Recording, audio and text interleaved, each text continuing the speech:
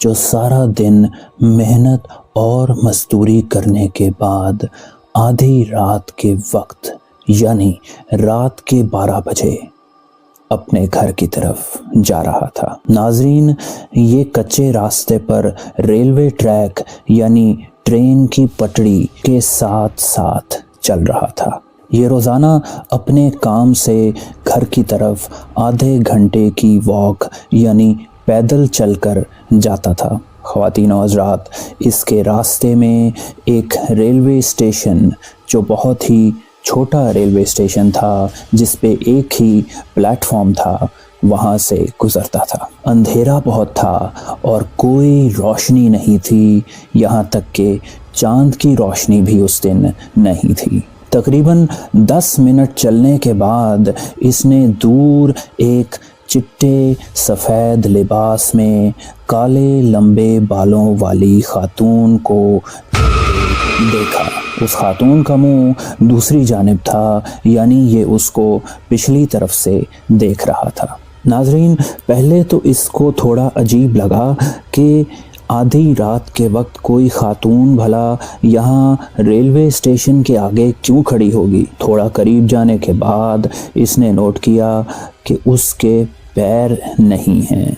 नाजरीन, जैसे ही इसे ये मालूम हुआ कि उसके पैर नहीं हैं, ये खौफ से कांप उठा और अपनी जगह पर साकित हो गया। नाजरीन, इसने अल्लाह के नाम का विर्द शुरू कर दिया और खौफ के मारे उल्टे पांव अपनी दूसरी जानिब चलना शुरू कर दिया। ये थोड़ी देर के लिए ऑपोजिट डायरेक्शन में चलता रहा, लेकिन फिर इसने देखा कि वही खातून सामने की तरफ से इसकी जानिब गामजन है।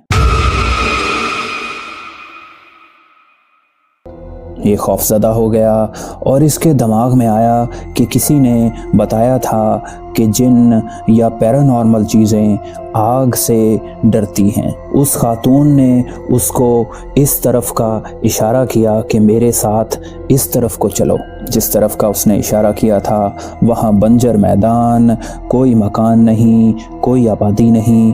ये सब देखकर ये शदीद खौफज़दा हो गया। उसकी जेब में फ़कत एक माचिस की डब्बी थी। उसने वो डब्बी निकाली और उसको जलाना शुरू किया। एक एक तीली करके उसने माचिस की तीलियां ज़ाया कर दी और उतने में ही दौड़ लगा दी और अपने घर की तरफ निकल गया। अगर कभी ऐसा आपके साथ हो तो अल्लाह को याद कीजिए और डरने की कोई ज़रूरत नहीं, क्योंकि ये फ़कत कहानियाँ होती हैं।